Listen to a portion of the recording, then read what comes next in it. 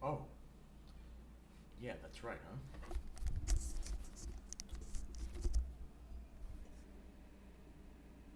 Hmm. How is my camera like that?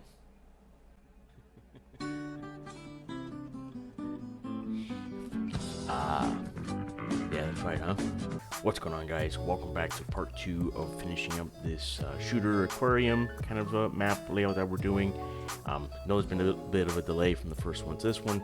Just trying to get the video set up, and obviously I want to get it completely finished before really presenting kind of my thoughts on it and everything. But you know, we do got it set up. It's fully blocked out, so woohoo, that's awesome, right? Gonna go kind of show you a sped up version of what I was working on throughout that time, one, and then two, kind of just mention a couple things when it comes to building out these maps and what you kind of need to focus on, I guess. So let's go and jump into that right now. Real quick before we go through the kind of speed run of the blocking out and building out the level, a couple things I wanted to mention. So first off, I want to go over how I decide with doing like my covers, like minimums, heights, and whatnot. So this is kind of what my reference tool was. First thing I had was this base one right here, which meant this is the lowest I would have something, because you could hide behind this when you crouch. So you could crouch underneath it, you could see out, kind of hard to see you, but obviously you're still visible. But obviously if you stand straight up, you have no coverage whatsoever and you're vulnerable, right? This middle one here is a minimum for standing behind it. I can still see out from it, but it's hard to see you. Like the only thing that pops out is your head and obviously your gun, right?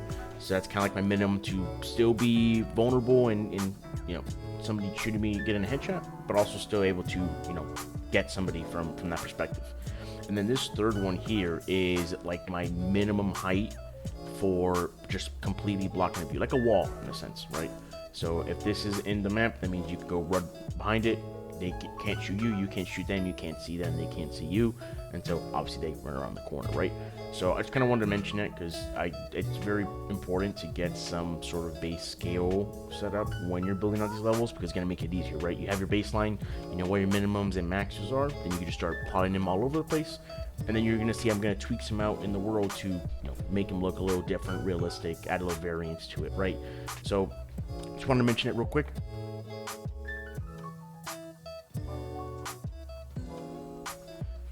So again, throughout this video, you're going to see a lot of me kind of just jumping back and forth. Basically, my main goal while I'm fleshing out this part of the map is just filling in like dead space, right? You know, whether it's adding in just random cube to kind of just have a little bit of something in there, or if I add an actual building, or not building, like, you know, smaller little subsection of an area, just to have that gap filled. So like I think here at some point I'm making like a little bit of a ticket stand, if you want to call it that, just to add that, you know, depth to the world, one, and then two, it's just to fill in the space, right? Because we don't want to have too much open space, but it's okay to have some, ideally. So I'm basically just going through all this, kind of building it out, you know, getting the doorway set up, blocking that out, and then I'll also start jumping into like the aquarium part of it. The aquarium part is kind of what I'm still working on as of now, just because the glass material is a little weird. I got that set up, but it looks like there's too much refraction going on from within. But it's a work in progress. You know, we're just kind of getting things set up still in this part of the video. And yeah, just, you know, adding the blocks. So enjoy the rest of it. And yeah, hopefully you guys learn a lot from it.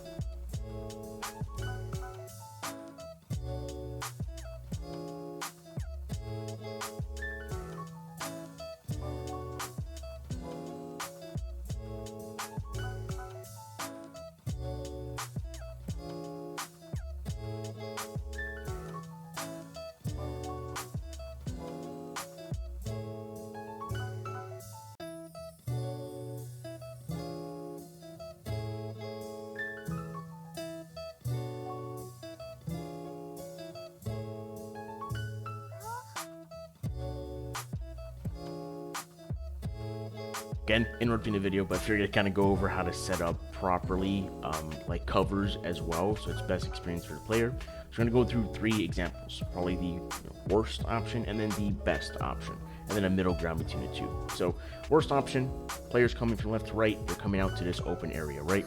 So you're going to notice there is some cover here, but only really from one direction, where you have these blue arrows that easily the player's super vulnerable, right? They're going to get shot, they're going to die, and then, you know, obviously respawn somewhere else. And you rinse and repeat that throughout your map. It's going to be a very bad time for the player. They're not going to have a good one. So this isn't the best case. Not saying you can't have parts where there is obstacles or blockers or covers coming out from just the wall, but what we want to try and look for, like a middle ground, would be something like this, right? So again, same concept, players coming out from left to right, but now instead of it just being two blockers inside or against the wall, you have this middle kind of pillar or column, whatever you like it to be, that gives them the option, right? So they could just run out, maybe they could run around this to get a good like pinch point on an enemy, or if they're getting shot at from these blue arrows, they could go behind it to break vision, so they could either maybe run around it, survive, and try to get to the next cover, or stop behind it here and then maybe do a like kind of pincer move to get the person shooting at them, right? Again, not amazing because it only gives them really just the one option of hiding, because they're not going to hide here because they're getting shot, and they're not going to hide here because they're getting shot, but at least it could break the line of sight. Now, best case scenario is something like this, right? Same concept. They're coming in from left to right.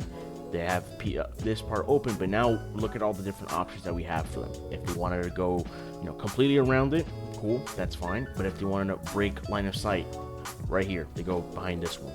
They can also break line of sight by turning and going to this one.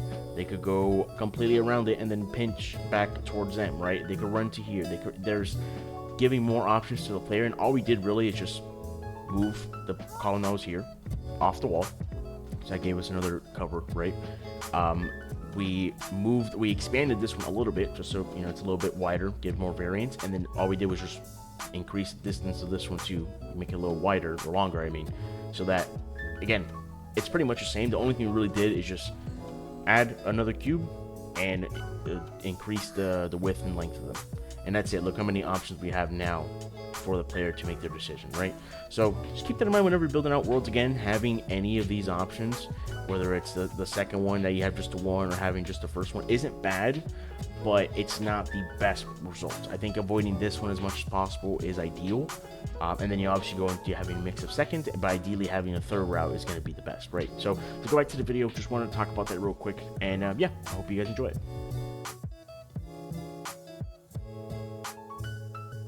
Yeah, now this is also a second part. Obviously, you can tell I went through a little wardrobe change between the two.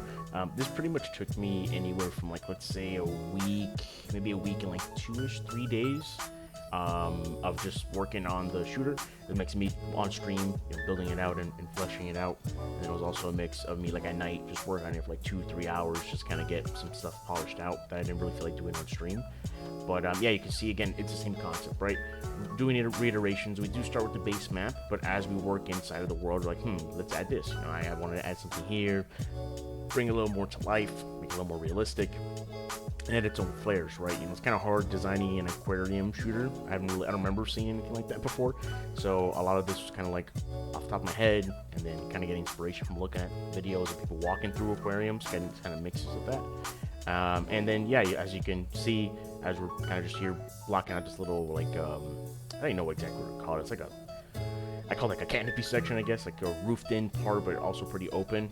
We start jumping back into adding more covers, adding some bathrooms as well, and yeah, just bringing things together and tying them off.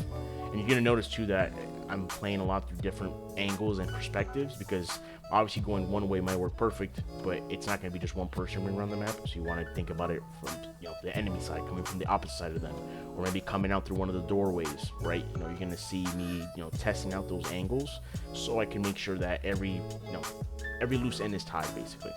So yeah, enjoy the rest of this, and I'll see you guys at the end of the video.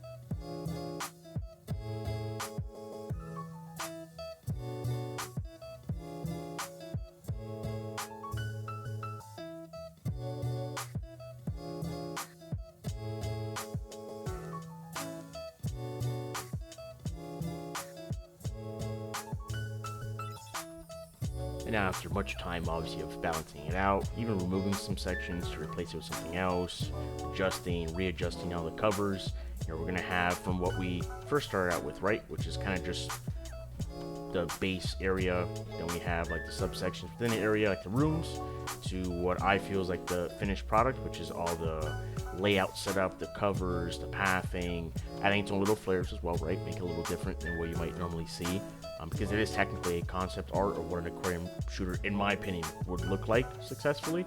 And yeah, I mean, you could see the work we did, again, putting in a good amount of time, you know, for a week and a half or so. I would say it's, you know, when I would stream, it's 3 hours of work there, and then at night, it usually be anywhere from 2 to 3 hours. So, you know, we could be anywhere from 12, 15 plus hours, but you get a fully fleshed out shooter map, right? And then from there, we're all set to go. We could start playtesting it, get multiplayer in there, get some, you know, friends playing with it. You could also add in bots if you want to just test out, see how it feels. I did that a couple times.